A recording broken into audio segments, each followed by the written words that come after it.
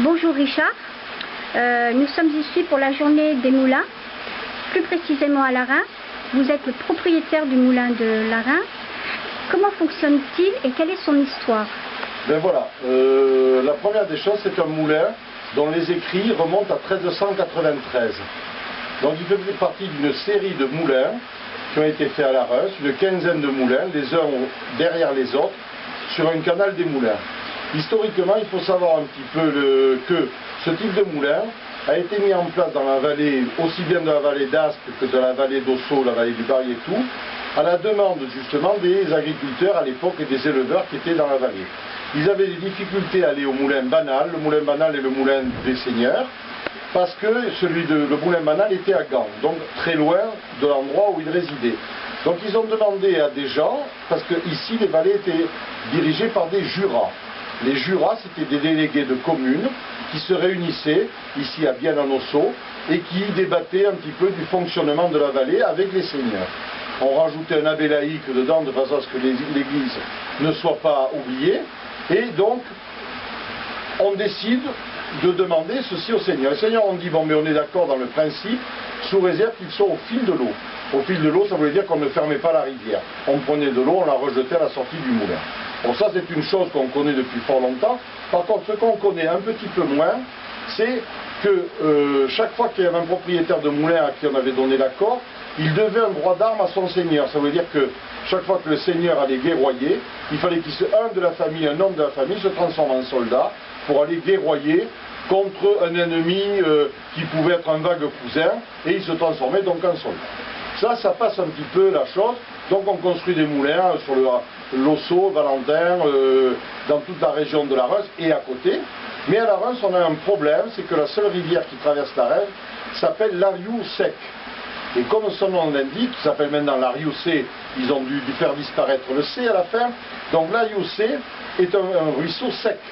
Donc sans eau, pas de moulin à eau. Les gens, disons, de la vallée, on dit, tiens, de la Reims, on dit, ben, s'il n'y a pas d'eau on va faire un ruisseau avec de l'eau. Donc ils sont remontés là où il y a de l'eau, c'est-à-dire en haut de l'Arioucé, et ils ont fait un captage avec un canal, et ils ont construit un canal qui a traversé toute la commune pour aller se rejeter dans l'Ossau. Et sur ce canal, ils ont construit donc des moulins. Alors le premier moulin, c'était un moulin qui fabriquait des chapelets. Et étant donné qu'il y avait du buis, on a planté du buis dans la région, on a fait des chapelets. Bon. Ensuite, il y a d'autres moulins qui servaient pour du grain, on appelait ça des moulins à grains qui faisaient de la farine, dont celui-ci. Alors le principe est relativement très simple, les gens venaient, ou les propriétaires du moulin dont je suis maintenant, ou des gens de l'extérieur, venaient avec leurs grains, demandaient la possibilité de faire la farine, et on était payé pour le travail effectué.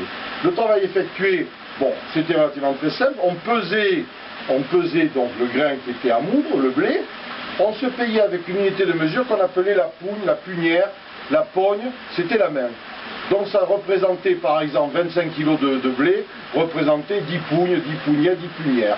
On mettait la main dans le sac, on ressortait une poignée de grains que l'on mettait de côté, c'était notre paiement pour avoir fait de la farine. Donc le principe était simple, on prenait le sac de grains qu'on mettait ensuite dans la trémie du moulin. Au bas de cette trémie, il y a un espèce de godet que l'on appelle nous un sabot. Ce sabot va être un petit peu actionné par cette espèce d'engin qui s'appelle un babillard. Un babillard parce qu'il babille comme les enfants, et en tournant, il va faire tourner le sabot. À partir de ça, la farine va se constituer, j'ouvre ici le moulin pour avoir accès à la pierre, et le grain va tourner, va venir s'écraser entre les deux pierres. Il y en a une qui s'appelle, celle qui ne bouge pas, la dormante, et celle qui navigue au-dessus, la volante, puisqu'elle vole au-dessus de l'autre. Elle écrase, la farine par la force centrifuge va descendre dans l'archure, ceci étant l'archure, il y a un trou qui traverse complètement la poutre et qui va ressortir ici. Ici on met une caisse à farine, et cette caisse à farine, on la prend et on va la vider ici dans un tamis. On tamise la farine, ici il y a le son ou l'ivraie, qu'on met de côté pour le paysan qui est là, et on s'en sert pour les poules, et avec cette palette, on remplit le sac de farine. Voilà un peu comment marchait un moulin à grains. Il y a d'autres types de moulins, parce que le moulin, on dit moulin, moulin et moulin à grains, c'est une catégorie. On avait ici dans la vallée ce qu'on appelait un moulin à foulon. Un moulin à foulon, c'est un moulin qui a un grand bac d'eau, où on a mis des marteaux décentrés sur une hélice, si on peut dire, et qui viennent taper l'eau, qui permettent de fouler les tissus. Bon, chaque maison dans la campagne à l'époque avait un métier à tisser, aussi bien un métier à tisser à lin qu'un métier à tisser à laine. Mais pour le lin c'est un tissu qui est très rude, très rêche. Pour qu'il soit portable et qu'on puisse en faire vraiment une toile agréable, on le mettait dans ces grands bacs et il était battu, donc il était foulé pour casser le grain, un petit peu la fibre, et ça faisait un tissu beaucoup plus souple. Alors Richard, combien pèse une roue? Alors celle-ci, que nous avons descendue, est une roue qui fait 650 kg. C'est la plus lourde, il y en a des... Oh, il y a des roues plus lourdes qui étaient dans les moulins banals, ou banaux, puisqu'au pluriel ça devient banaux. Dans les étés, il y avait des roues au-dessus, de taille au-dessus. Mais ça commence à être des roues assez imposantes, hein, parce que 650 kg, bon, il y a des roues qui font une tonne et quelques, ce sont sur des gros moulins. Mais maintenant, c'est vrai qu'on est passé ensuite à des cylindres, mais les roues, on a eu des roues de 2-3 tonnes sur des grands moulins, où justement, ils faisaient aussi bien de la farine pour eux, mais surtout pour des coopératives, des choses comme ça. Alors, tout à l'heure, je vous ai entendu parler d'énergie. Quelle est la force, si on peut dire comme ça, voilà, de l'énergie d'un moulin? Alors, ce moulin ici fait 3 chevaux vapeur. Ça veut dire, c'est un peu compliqué, mais 3 chevaux vapeur, ça veut dire, pour que les gens comprennent, ça veut dire que ça entraîne sans aucun problème 2 roues comme ça de 650 kg en énergie. Bon, il faut savoir qu'en montagne, on met des roues surtout horizontales, parce qu'on a de l'énergie, on a de la vitesse.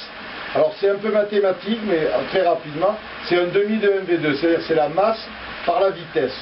Pour les matheux, ils vont vite comprendre. Pour les béotiens, on prend une boule de pétanque, on laisse tomber de 50 cm sur son pied, ça fait pas très mal. Si je la mets à 1 mètre, c'est-à-dire au double, je m'écrase le pied. Pourtant, c'est le même poids de boule. Mais l'eau, c'est pareil. Donc, en vallée, dans les vallées, on s'occupe surtout de la masse d'eau, la quantité d'eau, mais pas de la vitesse. En montagne, on s'occupe de la vitesse parce qu'on a des petits débits d'eau. Voilà, c'est un peu le principe de l'énergie de la chaîne, par exemple, qui va faire de l'énergie sur des turbines en amenant peu d'eau, mais qui arrive de très haut, donc dans des tubes, et qui arrive très vite. Je suppose qu'il fallait la bouger, cette pierre. Comment faisaient les anciens? Alors, pour la bouger, cette pierre, imaginez, cette pierre était posée, là, on l'a descendue pour la montrer aux gens. On suspendait avec un axe à l'intérieur, on se suspendait, on mettait sous la pierre un rouleau de ce type-là, hein, là même, on poussait dans l'autre sens, on mettait un deuxième rouleau pour les sortir de l'axe, le surélever, et en sortant l'archure ici, cette partie-là, on faisait faire glisser la pierre. Ensuite, on la mettait sur le champ. Ça permettait de faire une chose, de dire de donner du montant à la pierre. C'est-à-dire que là, on pique la pierre, on va piquer la pierre. Une fois qu'elle est piquée, qu'on sent que c'est très bien, on prend un marteau qui s'appelle marteau boucharde, qui est un peu particulier, et on vient boucharder la pierre. Voilà, c'est-à-dire qu'on vient donner du mordant, parce qu'il ne faut pas que la pierre soit lisse, il faut qu'elle ait des infractuosités pour casser le grain. Richard, comment se portent les moulins en France? Les moulins se porteraient très bien si l'administration, aussi bien européenne que française, ne nous posait pas des problèmes. On nous pose des problèmes à l'heure actuelle parce qu'on voudrait que les rivières aient une continuité d'eau en permanence. Donc on voudrait casser les seuils des moulins, sous des prétextes de dire que ça empêche le poisson de passer, que ça empêche différentes choses, alors que c'est faux, puisqu'avant il y avait beaucoup de moulins, il y avait beaucoup de poissons dans les rivières, maintenant il n'y a pas beaucoup de moulins et il n'y a pas beaucoup de poissons. Alors peut-être que si on met beaucoup de moulins, il y aura de nouveau beaucoup de poissons. Donc disons que c'est la nature chimique des rivières qui a fait que les poissons ont disparu et que les frayères disparaissent. Les seuils de moulins permettent d'avoir des frayères. Les truites montent jusqu'à 1,50 m ou 2 m sans problème, donc passent les seuils, les saumons aussi. Ça n'a rien à voir ici, un moulin comme ici. Il faut savoir qu'à l'époque, quand le canal n'était pas fermé, on trouvait des truites sous ce moulin. Donc ça n'a rien à voir avec le moulin. Ça a à voir avec disons, le rapport chimique de l'eau par rapport aux poissons. Alors revenons peut-être à réaliser qu'il faut rendre les rivières propres et les poissons vont toujours revenir. Voilà. C'est une des solutions pour que les pêcheurs soient heureux? Ben, c'est une solution avec les pêcheurs. Le problème à l'heure actuelle, c'est que les pêcheurs mettent du poisson, de la truite arc-en-ciel pour ne pas le citer, mais la truite arc-en-ciel ne se reproduit pas. Donc ce n'est pas un poisson qui nous intéresse. Ce qui nous intéresse, c'est les saumons, c'est la fario, les truites de fontaine ou le saumon de fontaine. Nous, disons, au niveau des moulins, c'est l'inverse. Les seuils, ça permet de protéger les alevins. Et nous, en tant que meuniers et détenteurs de moulins, on est absolument pour la rivière. Alors qu'on a l'air de nous dire, vous empêchez le poisson de passer. Bon, c'est un peu, malheureusement pour l'instant, le pot de fer contre le pot de terre, mais la Fédération des propriétaires de moulins de France se bat énergiquement contre ces genres de lois qui va faire que, à l'heure actuelle, un seuil de moulin fait à la norme dite européenne coûte 50 000 € le mètre linéaire en hauteur.